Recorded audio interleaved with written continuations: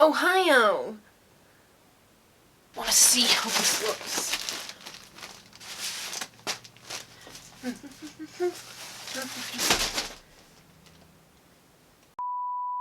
Hi guys, welcome back to my channel, or welcome to my channel. I'm Jessica Laylah. I'm in kind of a DIY mood lately, so I decided I'm gonna do another one. It's been almost a year since the last time I did a DIY. You've seen it everywhere. I'm like 99% certain almost everyone has heard of this in some capacity. And I have been wanting to try this for literal years. So guess what I just realized? I realized I never actually said what the DIY was. I know you can read the title, but it's bothering me. We're making this. We're making a cloud. So, I bought everything I needed from Amazon. Everything will be linked down below. Let's just put that there. This is okay. This is fine. So like I said, Hello? So as I said, everything will be linked down below.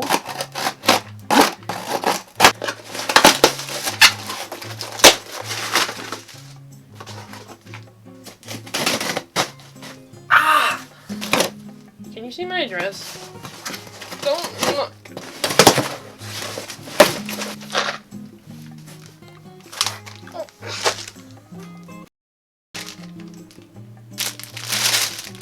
Gonna be a lot of work, isn't it?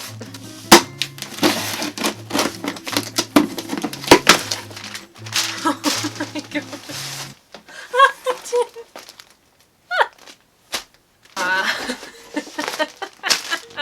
Okay, so I wanted to make sure that I had enough stuffing. This is 2 pounds of stuffing right here.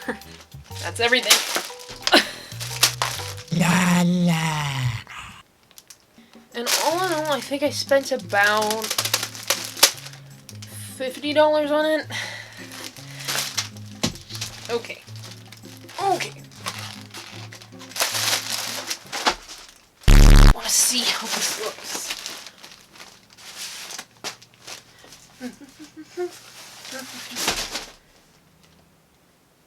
So let's get started. So welcome to the crafting area. Would have been cool if the camera had focused, but... So first things first, we're gonna be doing this. Wow, you can really hear me breathing. That's gross. Okay. So as I said, we're starting with the paper lanterns. For some reason, I thought they would come fully constructed, and it was only after watching other people's cloud making videos that I realized I have to construct them. The paper lanterns kind of work as like the rough sketch of the cloud. They resemble the shape you'll be needing, so you really gotta plan ahead of time. I laid them out and was deciding which size I was planning on using, but it's hard to tell when they're deflated like this. And let me tell you, opening them up was a task.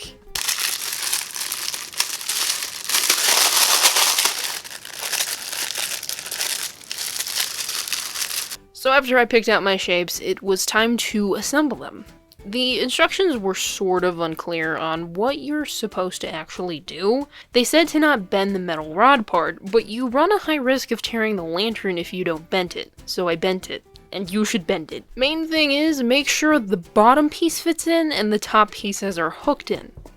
And then you just gotta repeat this like 4 times. As I went along, I was plotting where I wanted each one to go before I glued everything together just to get an estimate on size and dimension. So now we're moving on to our last and biggest one.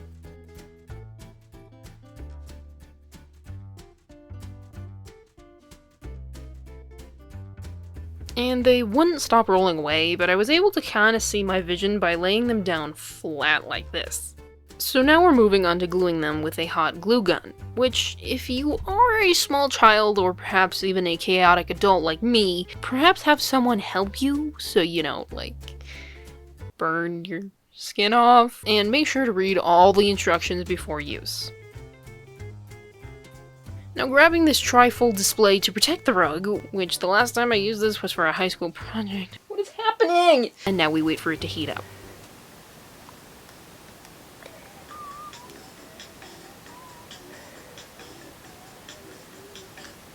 Moving on, I'm now gluing my big one and my little one together to start. Because we will be tying string onto the end pieces together later, it's better to keep this end up, but I failed and didn't realize that this one was upside down. So just don't be an idiot. The glue takes a really long time to dry, so you'll be sitting here like this for a good long time. And for good measure, I went along the cracks and edges with glue to make sure they stay stuck together. And you just have to repeat this process in whatever order you want them to be. I stuck this one in front for extra thickness. I also saw this, like, adhesive spray you can use. I just didn't know how safe it was when you're putting it onto hot lights and then covering that in stuffing. So if you don't want to use a hot glue gun, you can do that, but be careful, because you might die. So real quick, I almost forgot to include this. We need to tie the string on. So basically, all you have to do is just tie it onto one metal end and then to the other. Double knot it, make sure it's secure. And when it comes to measuring length, that's really up to you. I decided to make it a little longer so that I could hang it higher and it would hang slightly lower.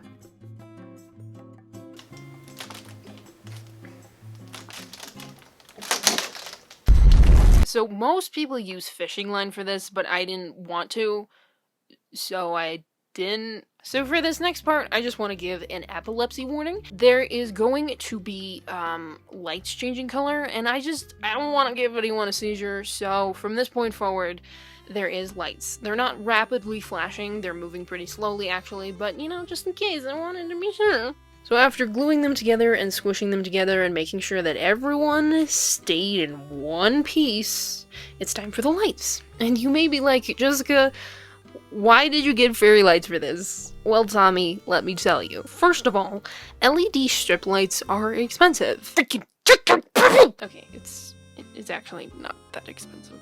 Second, I was reading up on safety measures and, you know, all that, and I was reading how the strips need ventilation or they might, you know, catch on fire? And how are you supposed to ventilate a cloud? I mean, you're literally covering the lights in stuffing. How do you ventilate that? Fairy lights, which yes, are LEDs as well, seem to have more advantages safety-wise because they're meant to be tucked into Christmas trees and hung on walls and behind curtains and other such things as this, and they're a lot cheaper. I don't want to advise people to do something that's potentially dangerous. Now I'm going around and wrapping them around the lanterns. I was initially going to tuck them up inside the lanterns, but they weren't giving off too much light that way, and it was kind of dull and ugly, so I went around and taped them in place with Scotch tape.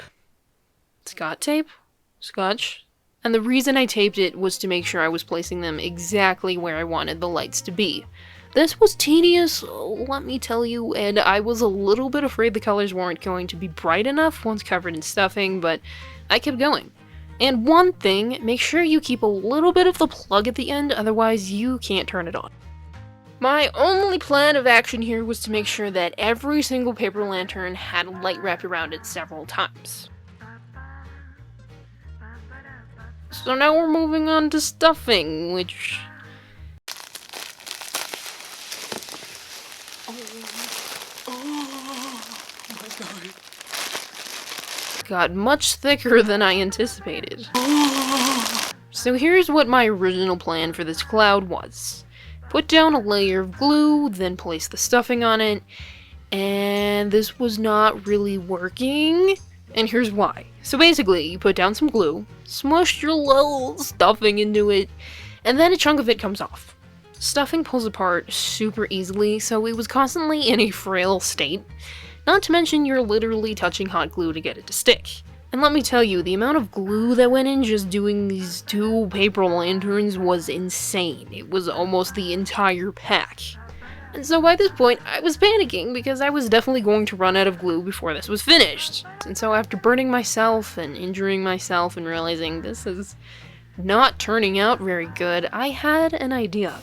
What if we just did that?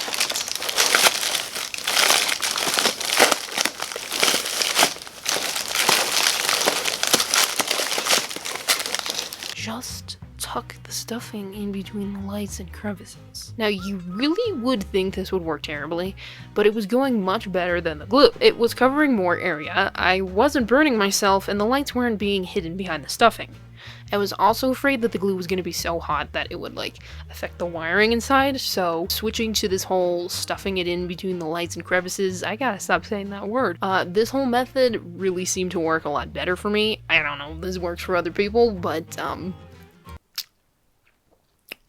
it worked for me. And anything that falls out, I would either just retuck or I would glue for more security. And I've learned that working with stuffing like this is a struggle because it just falls apart everywhere. Can I just say that sitting here doing this really taxes the back? But the real test here is to see how it looks in the dark.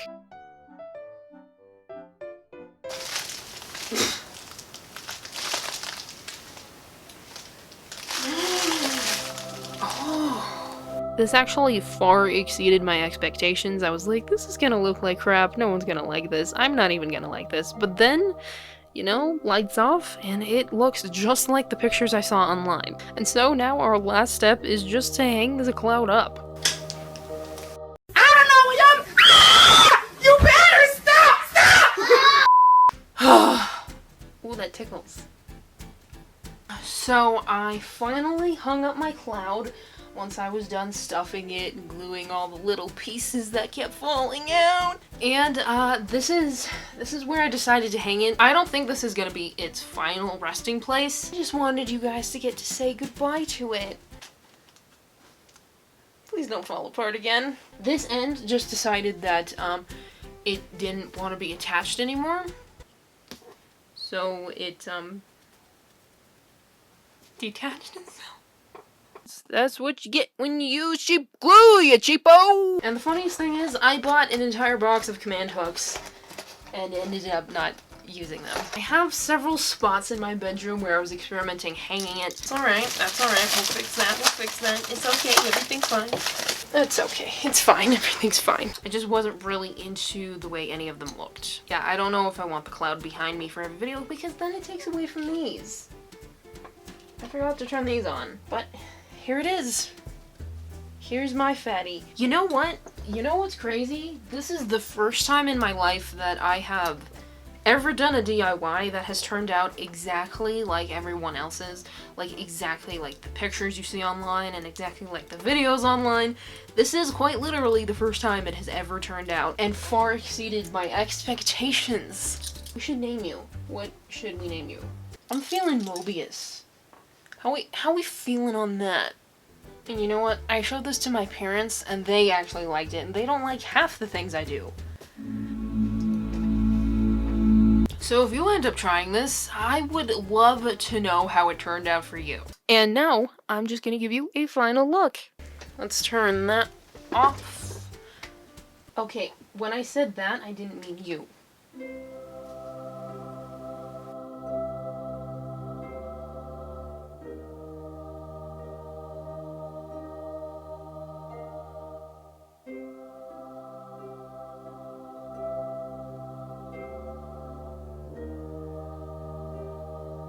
So thank you all so much for watching, and hopefully I will see you all here next time.